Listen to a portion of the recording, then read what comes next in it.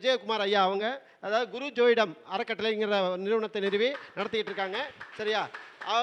அவ்வளோ தூரத்துலேருந்து வந்ததுக்கு கண்டிப்பாலுமே ஒரு பாராட்டு கொடுக்கணும். நம்ம அது அவர் பேசுகிறதுக்காக வருக வருகை என வரவேற்கிறோம். அனைவருக்கும் வணக்கம். ஓம் நம சிவாயா. முனைவர் திரு காசோ ராதாகிருஷ்ணன் ஐயா அவர்களுக்கும், பொருளாளர் திரு கதிர்வேல் ஐயா அவர்களுக்கும், செயலாளர் திரு பிரதீப் குமார் அவர்களுக்கும் இந்த நேரத்தில் ஒரு நன்றியை தெரிவிச்சுக்கிறேன். அடுத்ததாக அகத்தியர் ஜோதிட அறக்கட்டளை நிறுவனர் ரவி ஜெயக்குமார் ஐயா அவர்களுக்கும், நண்பர் திரு கோபி பிரியன் கரூர்லேருந்து வந்திருக்காங்க வாஸ்து எக்ஸ்பர்ட் அவர்களுக்கும், மற்றும் இங்கே அமர்ந்திருக்கும் அனைத்து ஜோதிட பெருமக்களுக்கும் தோழர்களுக்கும் தோழிகளுக்கும் என்னுடைய வணக்கத்தை தெரிவித்துக்கொண்டு ரொம்ப ஷார்ட்டாக முடிச்சிடுறேன். குழந்தையை பற்றி தான் பேச போகிறேன். ஐயா கேபியை பற்றி பேசினார். நான் ஃபஸ்ட்டு என் பேர் விஜயகுமார். நான் திருச்சியிலேருந்து வரேன். ஆக்சுவலாக நான் ஒரு ஃபாரினில் தான் நான் ஜோதிடமே படித்தேன். நான் முதல்ல படித்தது என்னென்னா கேபி தான். எல்லாருமே கீழே இருந்து மேலே போவாங்க. என்னை எடுத்த உடனே மேலே வச்சுட்டாங்க. 27 நட்சத்திரம் தெரியாது, 9 கிரகம் தெரியாது, எது. நான் ஜோதிடம் ஜாதகம் பார்க்க போனால பிடிச்சி நம்மளை உள்ள களத்தில் இறக்கி விட்டாங்க. உனக்கு ஜோதிடம் நல்லா வரும், பண்ணு அப்படின்னாங்க, படின்னாங்க.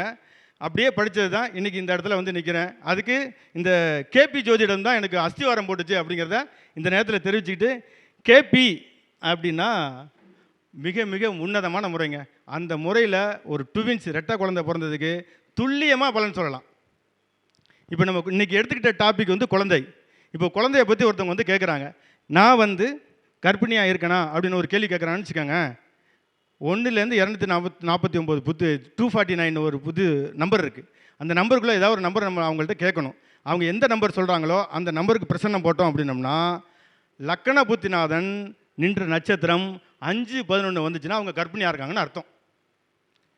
ஈஸியாக பதில் சொல்லிடலாம். இது கட்டத்தை பார்க்கணுமா?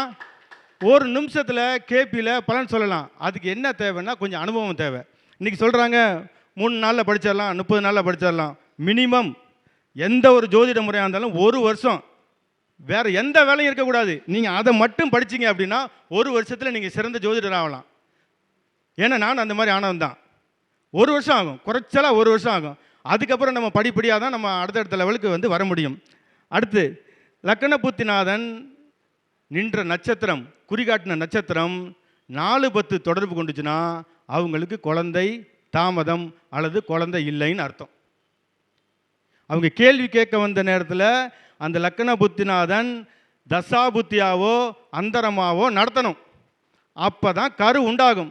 இல்லைன்னா குழந்தைக்கு, அதாவது பாவமுனை குறிகாட்டிகள் குறிகாட்டணும். 5ஆம் பாவம் நின்ற நட்சத்திரம் 5-11 குறிகாட்டுச்சுன்னா அவங்களுக்கு குழந்தை உண்டு. பிரசன்னம் போடும்போது லக்கண புத்திநாதன் என்ற நட்சத்திரம் 5-11 குறி காட்டுச்சுன்னா அவங்க கர்ப்பிணியாக இருக்காங்கன்னு அர்த்தம். அதே 4-10 காட்டுச்சுன்னா அவங்களுக்கு குழந்தை இல்லை. இது கேபி ரூல். அடுத்து 5ஆம் பாவம் நின்ற நட்சத்திரம், அதாவது அந்த குறிகாட்டி 2ஆம் பாவத்தையும் 8ஆம் பாவத்தையும் குறி காட்டுனுச்சு அப்படின்னா குறை பிரசவம். இப்போ 10 மாதத்தில் பிறக்கக்கூடிய குழந்தை 8 மாதத்துலேயே 9 மாதத்துலேயே பிறக்குது பார்த்தீங்களா, அந்த மாதிரி பிறக்கும். ஆனால் குழந்தை நல்லா ஆரோக்கியமாக இருக்கும். நம்ம எல்லாருமே பாரம்பரியத்தில் என்ன சொல்லுவோம், 8-12 ஆகாது அப்படிம்போம். அதே தான் கேபிலையும். 5ஆம் பாவ புத்திநாதன் நின்ற நட்சத்திரம் 8-12 காட்டுச்சுன்னா ஆப்ரேஷன் மூலமாக குழந்தை பிறக்கும்.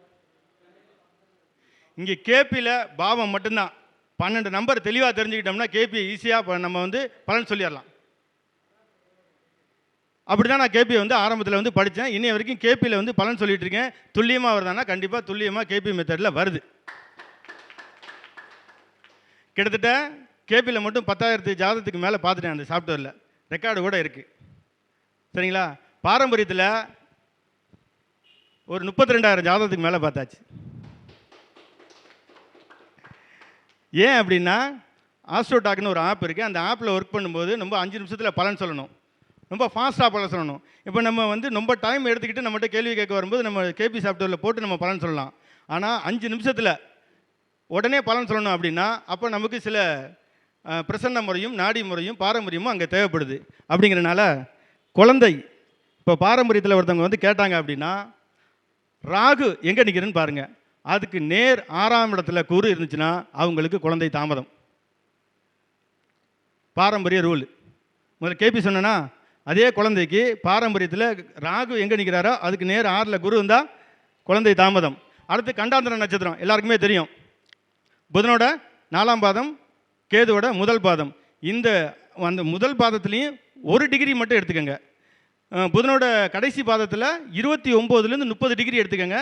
கேதுவோட முதல் பாதத்தில் 1 டிகிரிலேருந்து 0 to 1 டிகிரியை மட்டும் எடுத்துங்க. இந்த டிகிரியில் கிரகங்கள் இருந்து தசாபுத்தி நடந்துச்சுன்னா அவங்களுக்கு கண்டிப்பாக கரு கலையும், குழந்தை தாமதம் ஏற்படும். இதெல்லாம் நம்ம என்ன சொல்லலாம், பார்த்தோன்னே நம்ம வந்து ஈஸியாக சொல்லிடலாம்.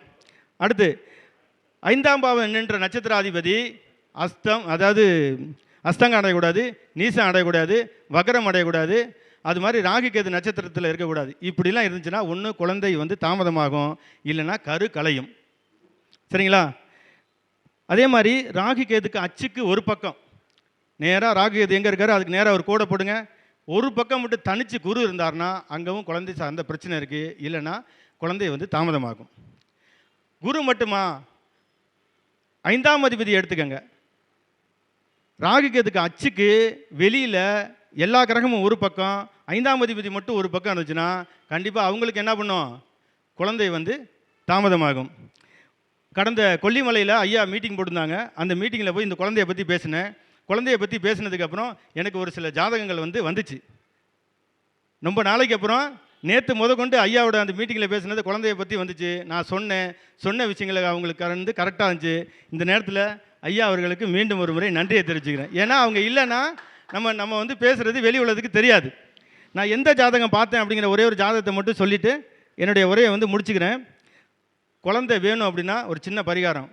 கொன்றை மரம் இருக்குது பார்த்தீங்களா, அந்த கொன்றை மரத்தை வைக்க சொல்லுங்கள். யாருக்கு குழந்தை இல்லையோ கணவன் மனைவி 2 பேரையும் அவங்க கையால் கொண்டு போய் வச்சு நவதானியத்தை ஊற வச்சு அந்த நவதானிய தண்ணியை கொண்டு போய் அந்த மரத்தில் ஊற்ற சொல்லுங்கள். வாரத்தில் ஒரு நாளோ மாதத்தில் ஒரு நாளோ அந்த நவதானிய தண்ணியை ஊற்றணும்.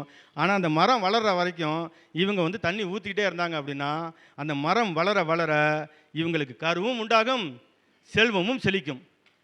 ஏன்னா இதெல்லாம் வந்து பாரம்பரிய பரிகாரம். ஏன்னா கேட்குறவங்களுக்கு நம்ம ஏதாவது பரிகாரம் வந்து சொல்லி ஆகணும். அதே மாதிரி அவங்களுக்கு குழந்தை இல்லையா, சுத்தமாக மைதா மாவு ப்ராடக்டை அவாய்ட் பண்ணுங்கள், சுகரை அவாய்ட் பண்ணுங்கள். கணவன் மனைவி அதிகாலை நேரத்தில் 4 to 6 சேர்ந்துருங்க. ராகு காலம் வரும். ராகுவோட நட்சத்திரம் 3 நட்சத்திரம் இருக்குது, திருவாதிரை, சுவாதி, சதயம். இந்த நட்சத்திரத்தில் வரக்கூடிய ராகு கால நேரத்தில் கணவன் மனைவி கடைசி அரை மணி நேரத்தை எடுத்து சேர்ந்துருங்க. கண்டிப்பாக கரு உண்டாகும். ஏற்கனவே நிறைய பேருக்கு சொல்லி அது சக்ஸஸ் ஆகிருக்கு. போன மாதம் ஐயாவோட மீட்டிங்கில் பேசினதுக்கப்புறம் போன மாதம் ஒருத்தவங்க வந்து கேட்டாங்க, ஆப்ரேஷன் பண்ண சொல்கிறாங்க, பண்ணணுமா அப்படின்னு சொல்லி கேட்டாங்க. நான் வேண்டான்னு சொன்னேன். அந்த ஜாதகம் சுயப்பிரசவமாகி இன்றைக்கி நல்ல முறையில் இருக்காங்க. அந்த ஜாதகத்தை தான் இப்போ நான் உங்கள்கிட்ட வந்து சொல்ல போகிறேன். 10/12/2005 அன்னைக்கு அந்த பொண்ணு வந்து பிறந்திருக்கு. இது வந்து பெண்ணோட ஜாதகம். 3:42 AM. பிறந்த ஊர் வந்து புதுக்கோட்டை. சரிங்களா? துலாம் லக்கணம், லக்கணத்திலே குரு, 2ஆம் இடத்துல புதன், சூரியன், மகர ராசியில் சுக்கிரன், மீன ராசியில் ராகு, சந்திரன், லக்கணத்துக்கு 7ல் செவ்வாய் வக்ரம், லக்கணத்துக்கு 10ல் கடகத்தில் சனி வக்ரம், 12ஆம் இடத்துல வந்து கேது 16 டிகிரி. இந்த பொண்ணுக்கு எப்போ திருமணம் ஆச்சுன்னா 29/8/2025 அன்னைக்கு திருமணம் ஆச்சு. எப்போ குழந்தை பிறந்துச்சுன்னா இந்த மாதம் 8/6/2026 அன்னைக்கு அவங்களுக்கு குழந்தை பிறந்திருக்கு. இது எதனாலன்னா சாத்தியமாச்சுன்னா நம்மளுடைய ஜோதிடத்தால் தான் சாத்தியமாச்சு. அந்த பொண்ணுக்கு இன்றைக்கி சுயப்பிரசவம் ஆகிருக்குன்னா நம்மளுடைய ஜோதிட முறை தான் இந்த நேரத்தில் வந்து காரணம் அப்படிங்கிறத தெரிவிச்சுக்கிறேன். ஏன்னா அவங்க ப்ரைவேட் ஆஸ்பத்திரிக்கு போயிருந்தாங்கன்னா கண்டிப்பாக அவங்கள வயிற்றை வந்து கிழிச்சிருப்பாங்க, ஆப்ரேஷன் பண்ணியிருப்பாங்க. அந்த ஸ்டேஜுக்கு போயிட்டாங்க. நம்ம ஜோதிட முறையில் பார்த்தோன்னே கவலையப்படாதீங்க, உங்களுக்கு சுயப்பிரசவம் தான். யாருமே நம்பலை என்னைய, எங்கள் சொந்தக்காரன் பொண்ணு தான் அது. கடைசி வரைக்கும் என்னை யாருமே நம்பலை. நான் சொன்னேன், கரெக்டாக அவங்களுக்கு வந்து பார்த்திங்கன்னா சுயப்பிரசவம் ஆயிடுச்சு. இன்றைக்கி வந்து பார்த்திங்கன்னா அவங்க சந்தோஷமாக இருக்காங்க. ஏன்னா இந்த ஜாதகம் வந்து என்கிட்ட பார்க்க வந்தப்போ இந்த மாதிரி நடந்துச்சு அப்படிங்கிற ஒரு விஷயத்த உங்கள்கிட்ட சொல்லணும்.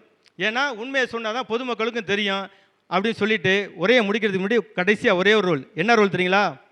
கோச்சாரத்தில் குரு எங்கே வர்றாருன்னு பாருங்கள்.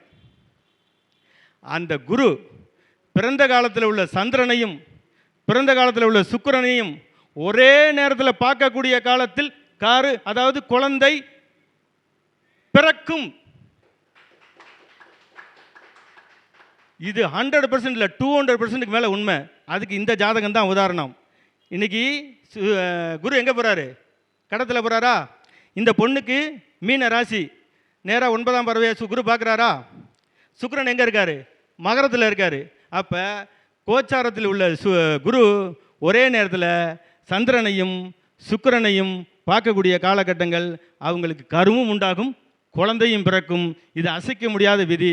குழந்தைய பற்றி உங்களுக்கு மேலும் தகவல் தெரியணும் அப்படின்னா என்னுடைய மொபைல் நம்பருக்கு தொடர்பு கொள்ளுங்கள். என்னுடைய ஃபோன் நம்பர் பார்த்தீங்கன்னா 89 39 16 55 60. நான் பார்த்தீங்கன்னா ஸ்ரீகுரு ஆஸ்ட்ரோ அகாடமின்னு சொல்லிட்டு திருச்சியில் ஒரு அகாடமி ஒன்று வச்சுருக்கேன். திருமண தகவல் ஸ்ரீகுரு திருமண தகவல் மையம் வச்சுருக்கேன். உங்களுக்கு திருமணம் சம்மந்தமாகவும் சரி, படிப்பு சம்மந்தமாகவும் சரி, ஜாதகம் பார்க்கணும் அப்படின்னா என்னை தொடர்பு கொள்ளுங்கள். இந்த வாய்ப்பினை வழங்கிய திரு ராதாகிருஷ்ணன் ஐயா அவர்களுக்கும் திரு ரவி ஜெயக்குமார் ஐயா அவர்களுக்கும் நன்றி கூறி விடைபெறுகிறேன். நன்றி, வணக்கம், வாழ்க வளமுடன். ஐயா குழந்தை பேரை பற்றி மிக அற்புதமாக அருமையாக பேசினாங்க. அவங்களுக்கு சிறப்பு செய்யும் விதமாக பொன்னடை பார்த்து தங்கவேலு ஐயா அவர்களே வருக வருக என வரவேற்கிறோம்.